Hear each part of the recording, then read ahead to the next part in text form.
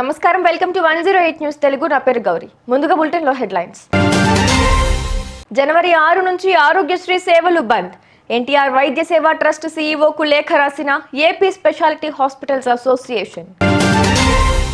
2024లో తెలుగు రాష్ట్రాల్లో 316 కోట్ల రూపాయల ఆస్తుల జప్తు, 48 కేసులు నమోదు చేసిన పోలీసులు.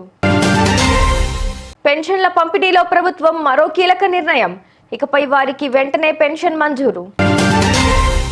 తెలంగాణకు కాంగ్రెస్ శనిలా పట్టింది, ఎమ్మెల్సీ కవిత ఫైర్. ఆరోగ్యశ్రీ పథకం కింద ప్రజలకు అందించిన వైద్య సేవలకు గాను చెల్లించాల్సిన 3,000 కోట్ల రూపాయల బిల్లులను రాష్ట్ర ప్రభుత్వం పెండింగ్లో పెట్టింది. ప్రభుత్వం తక్షణమే కనీసం 2,000 కోట్ల రూపాయల బిల్లులైనా చెల్లించకపోతే జనవరి 6వ తేదీ నుంచి ఆరోగ్యశ్రీ సేవలు నిలిపేస్తామని AP specialty hospitals association NTR వైద్య సేవా ట్రస్ట్ సీఈఓకు లేఖ రాసింది.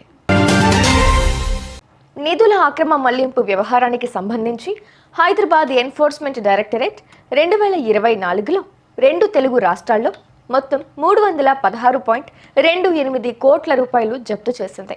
48 కేసులు నమోదు చేయగా 28 కేసుల్లో అభియోగ పత్రాలు దాఖలు చేసింది.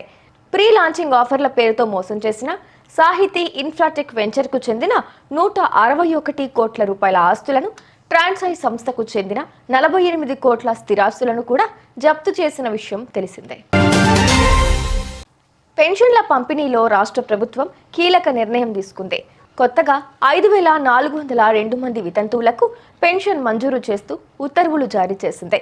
గతంలో 6 నెలలకు ఒకసారి కొత్త పెన్షన్లు మంజూరు చేస్తుండగా తాజాగా పెన్షన్ మంజూరు విధానంలో ప్రభుత్వం మార్పులు చేసింది. 3 నెలలుగా వివిధ కారణాలతో పెన్షన్ తీసుకుని 50,000 మందికి సైతం ఇవాళ పెన్షన్ చేయబోతోంది. కాంగ్రెస్ రాష్ట్ర ప్రజలకు శనిలా పట్టిందంటూ ఎమ్మెల్సీ కవిత విమర్శించారు. సీఎం రేవంత్ దుష్ట పాలన సాగిస్తున్నారంటూ ఆమె మండిపడ్డారు. కళ్ళబొల్లి మాటలతో ప్రజల్ని మోసం చేసి కాంగ్రెస్ అధికారంలోకి వచ్చింది. రాష్ట్రంలో ప్రతి 3 గంటలకోసారి మహిళలపై లైంగిక దాడి జరుగుతోంది. హామీలను గాలి కొదిలేసిన కాంగ్రెస్ నేతల్ని ప్రజలు ఎక్కడికక్కడ నిలదీయాలి. కేసీఆర్ ప్రజల్ని కన్నబిడ్డలా చూసుకున్నారు అని పేర్కొన్నారు. చూసారుగా, ఇవి ఇవాల్టి బులెటిన్ అప్డేట్స్. మరో బులెటిన్తో మళ్ళీ మీ ముందుకు వస్తాను. అంతవరకు కీప్ వాచింగ్ 108 న్యూస్ తెలుగు.